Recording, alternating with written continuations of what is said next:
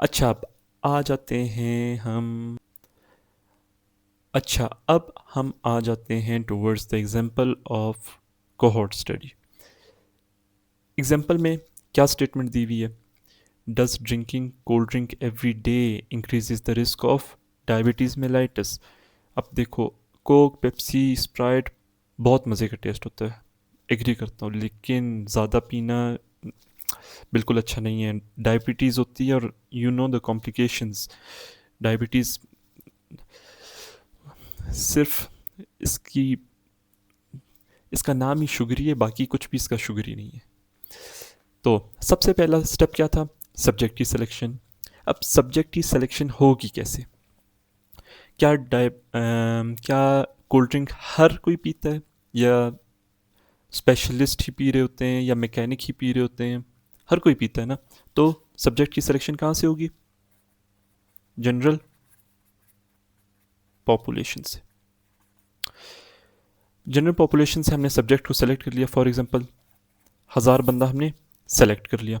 अब data obtain करना है और देखना है क्या ये वाकई में कोल्ड ड्रिंक पी रहे थे, या सिर्फ टाइम पास करने के लिए हमारी स्टडी में आ गए। जो वाकई में कोल्ड ड्रिंक पी रहे थे उनको हम ड्रिंकर्स की कैटेगरी में रख देंगे, और जो कोल्ड ड्रिंक नहीं पी रहे थे उनको हम नॉन ड्रिंकर्स की कैटेगरी में रख देंगे। अब ये डाटा हासिल कैसे किया जाएगा? थ्रू ईमेल, थ्रू क्वेश्चनियर और थ्रू मेडिकल रिकॉर्ड्स। खैर, इसमें कैंटीन का रिकॉर्ड्स आ सकता है, कैफेटेरिया का रिकॉर्ड। ठीक है, कैफेटेरिया वाले भैया से पता चल जाएगा कि ये भैया जी कोल्ड ड्रिंक पीते थे या नहीं पीते थे, हमें पता चल जाएगा। तो हमने डिवाइड कर दिया। फॉर एग्जांपल 500 वो लोग हो गए जो ड्रिंक नहीं करते थे कोल्ड ड्रिंक, और 500 वो हो गए जो ड्रिंक करते थे। तो अब तक हम कहाँ तक पहुँचे? जनरल पॉपुलेशन में 1000 बंदा सेलेक्ट कर लिया, उनको डिवाइड कर दिया based upon email, based upon questionnaire into two groups. One group has 500 individual who are non-drinkers and second group has 500 individual who are drinkers. Then आ जाते हैं थर्ड स्टेप, which was, हाँ कहो कहो, यस, कंपैरिजन ग्रुप की selection. Comparison group में internal group भी आ सकता था और एक्सटर्नल ग्रुप भी आ सकता था। अब इंटरनली कैसे डिवाइड करेंगे? कंपैरिजन ग्रुप को कैसे सेलेक्ट करेंगे? इंटरनली में हमने कोई भी एक्सटर्नल इंसान को अपनी स्टडी के अंदर नहीं लाना। जो 1000 बंदा था उन्हीं को लोगों को महदूद रखना है 1000 बंदे तक। करना कैसे? इंटरनली डिवाइड कैसे करना है? अब देखो 500 कौन से लोग थे जो ड्रिंक कर रहे थे कोल्ड ड्रिंक्स, और 500 कौन से थे जो कोल्ड ड्रिंक नहीं ड्रिंक करते थे, नॉन ड्रिंकर्स। इनको डिवाइड कर देंगे बेस्ड अपॉन 250 वो ड्रिंकर्स जो कि अर्बन एरियाज़ में रहते हैं, जहाँ पे जिम फैसिलिटीज़ भी है, जहाँ पे हेल्थ केयर सिस्टम भी अच्छा है, जहाँ पे डॉक्टर्स भी हैं, जहाँ पे उनको प्रॉपर गाइडलाइन भी मिल सकती है कि कितनी आपने कोल्ड ड्रिंक्स पीनी है एक दिन में, कितनी नहीं पीनी, किस तरह अवॉइड करना है। वो सारी फैसिलिटीज़ अवेलेबल हैं जो इनकी हेल्थ को बेहतर बना सकते हैं।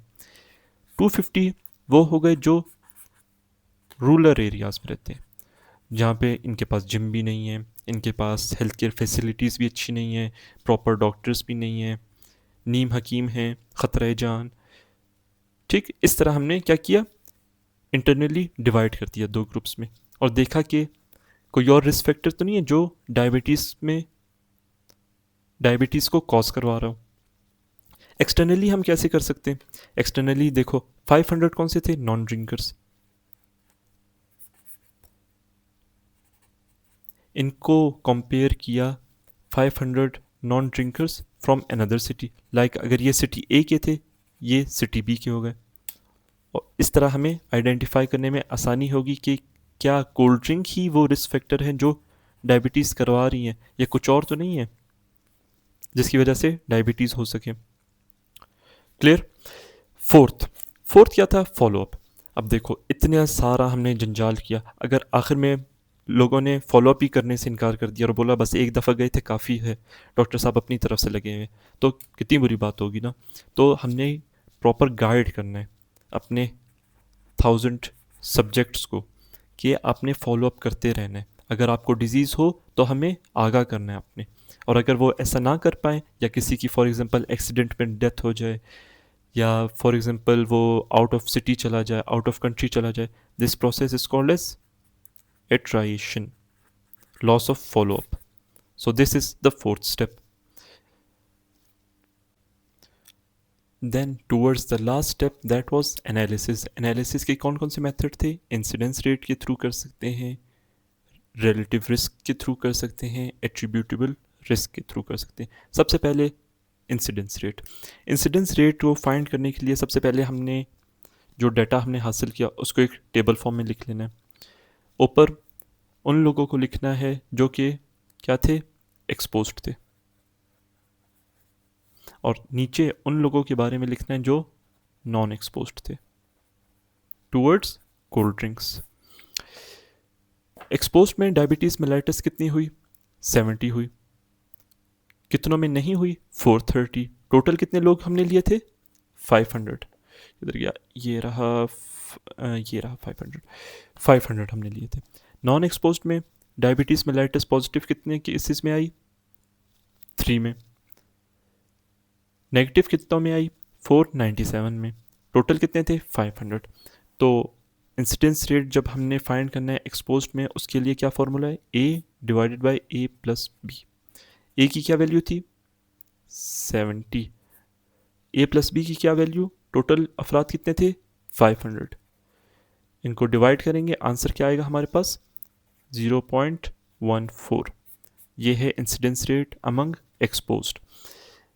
फॉर नॉन एक्सपोज्ड इंडिविजुअल, इसके लिए क्या फॉर्मूला है?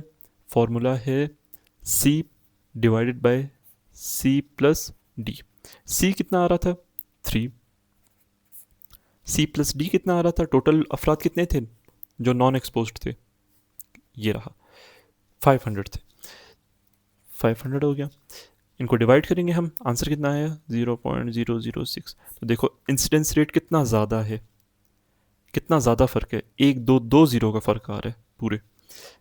तो इससे हमें आइडिया हो गया कि जो शुगर ड्रिंक्स की कंजम्पशन कर रहे थे उनमें डायबिटीज़ का रेशो इंसिडेंस कितना ज़्यादा था as compare to those who are not being expose to sugary drinks. फिर अब आ जाते हैं रिलेटिव रिस्क पे। रिलेटिव रिस्क आपको समझा देता हूँ एग्जांपल के थ्रू। तो रिलेटिव रिस्क क्या है? रिलेटिव रिस्क रेशो है between incidence rate among exposed, incidence rate among non exposed. अब यहाँ पे हमने क्या फाइंड किया था? इंसिडेंस रेट फाइंड किया था। एक्सपोज्ड में कितना था? 0.14। नॉन एक्सपोज्ड में कितना था? 0.006। ये वैल्यू याद रखनी है, मैं आपसे पूछूंगा अभी, मेरी हेल्प करवाना। अच्छा, तो उसी केस को आगे लेकर चलते हैं। इंसिडेंस रेट कितना आया था हमारा?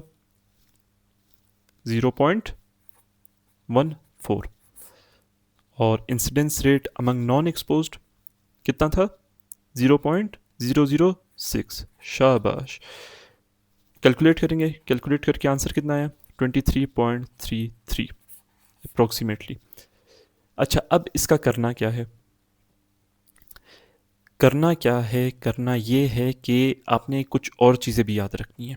जैसे कि फॉर एग्जांपल अगर रिलेटिव रिस्क 1 आ जाए, इसका मतलब no association between risk factor and disease. अगर रिलेटिव रिस्क 1 से ज़्यादा आ जाए, इसका मतलब positive association between risk factor and disease.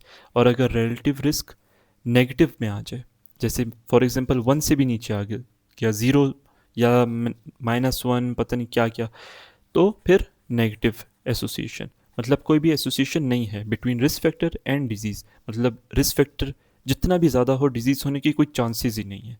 तो इसमें हमारे पास कितना आ रहा है रिलेटिव रिस्क? 23.33। गुड, शाबाश। तो 23.33% ज़्यादा चांसेस हैं डायबिटीज़ मेलाइटस होने के in those who are expose to cold drinks as compare to those who are not expose to cold drinks. So relative risk हमारी ये हेल्प करता है कि हमें पता चल जाता है कि कितना असर डाल रहा है risk factor in determining the disease. And finally, the last method of analyzing the data that was based upon cohort study was attributable difference, जिसको हम एट्रीब्यूटेबल रिस्क या रिस्क डिफरेंस भी कहते हैं। तो फॉर्मूला क्या है इसका? इंसिडेंस जो हमने पहले फाइंड आउट किया था, among exposed minus incidence among non exposed. फ़र्क क्या है, यहाँ पे क्या था, डिवाइड हो रहे थे, डिफरेंस है तो यहाँ पे माइनस कर देना है, हमारे पास आंसर आ जाएगा। फॉर एग्जांपल हमने वहाँ पे क्या आ रहा था, इंसिडेंस अमंग एक्सपोज्ड 0.14 और इंसिडेंस अमंग नॉन एक्सपोज्ड 0.006। अब इसको माइनस कर देंगे, आंसर आ जाएगा।